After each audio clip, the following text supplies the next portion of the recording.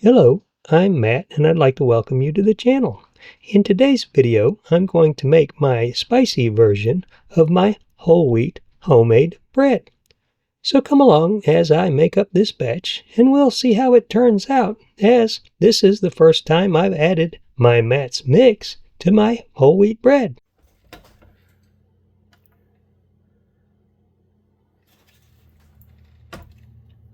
"420 grams of water," and I do like to be precise. I know, that was 421 grams, but the microwave usually removes a gram. Into the microwave for 44 seconds because that is about the right amount of time to warm my tap water to 104 degrees Fahrenheit.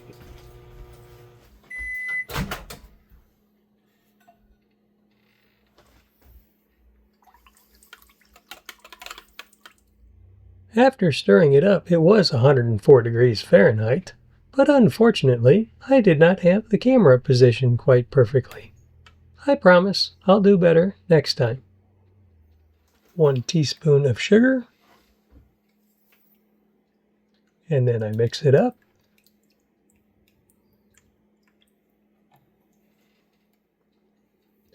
2 teaspoons of instant yeast. And then I give it a mix and I set it aside while I mix my dry ingredients and let it bloom. And I did make a little mess there. Time for the dry ingredients.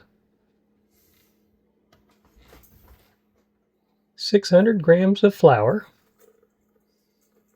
Whole wheat flour, that is. Or whole wheat bread, of course. And I had to go get another bag because I was out in my canister.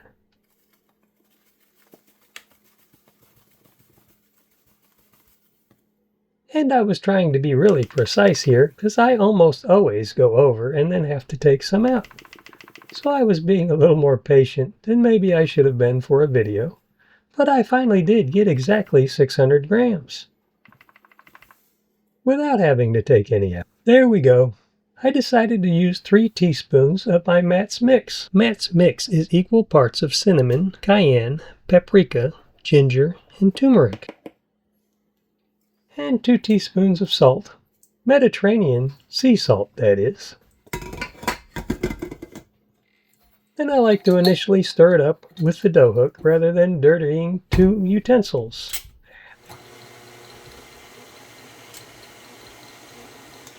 I like to scrape the sides down while it's dry and then let the mixer do the rest once I put the wet ingredients in.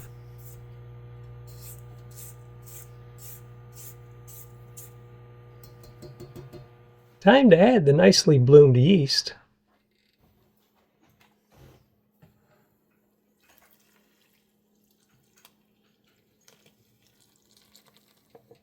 And then I mix it on low until it pulls up onto the dough hook, which takes a little while, but that's the consistency that seems to come out best for me with my homemade whole wheat bread.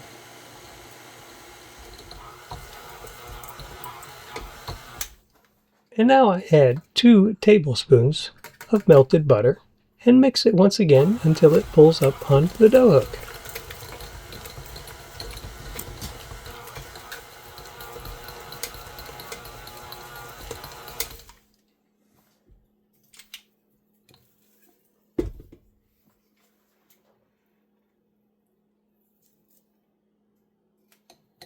This bread's too good to waste, so I must clean it off the dough hook.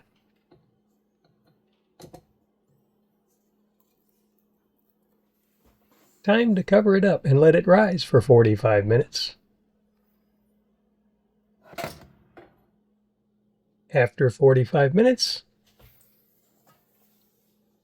I mix it up again with the dough hook until it pulls up onto the dough hook. Just like before, I let the mixer do all the work. Even though this is my adaptation of a no-knead whole wheat bread recipe from John Kirkwood's YouTube channel that I've adapted for my purposes.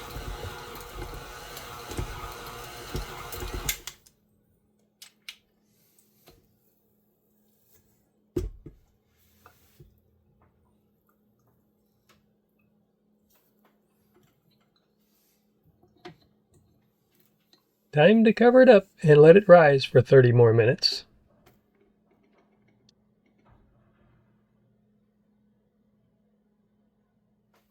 After 30 minutes, I wet my hands with water and apply it to the cutting board to keep the dough from sticking to the cutting board.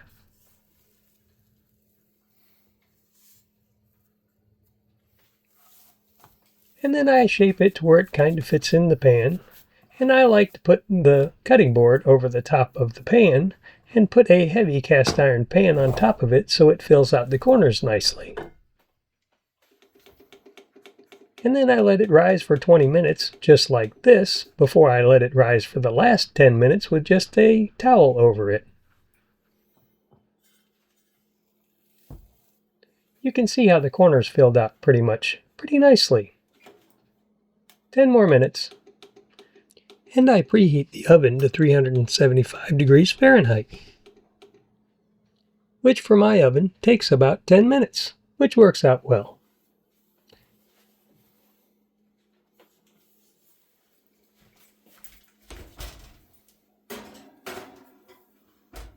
In the oven for 15 minutes before I turn it around for the last 15 minutes, so hopefully it cooks more evenly. Time for the spin. 15 more minutes until the awesomeness is done.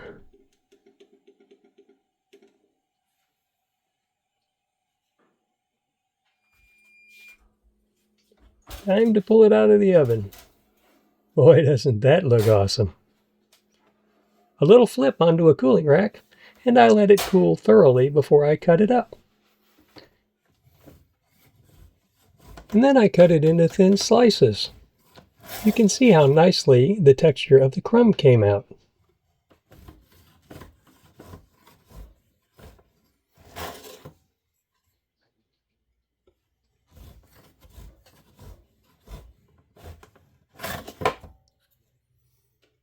And I typically put 4 slices into a plastic bag, and I freeze them because 4 slices frozen when I thaw them out seems to be about right so that my bread doesn't go bad.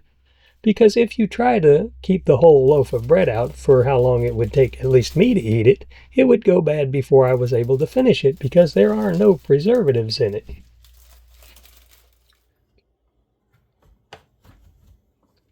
I always get a slice that comes out crooked, but it makes for an awesome taste test. And amazingly, it really wasn't as spicy as I thought it would be.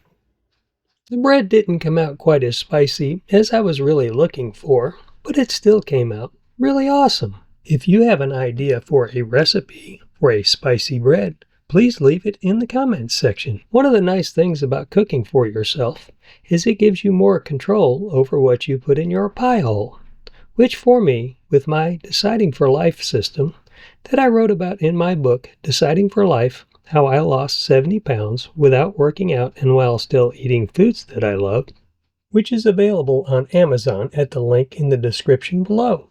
I do not get paid for any of these videos, so if you truly want to help the channel out, and you can afford it, the books are available in paper and in ebook form on Amazon.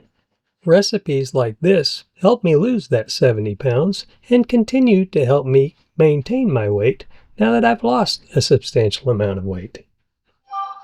If you liked the video, please like, subscribe, and click the notification bell. If you think this video could be helpful to a friend, please share. Thanks for watching, and may you have an awesome and healthier and yes, lighter day.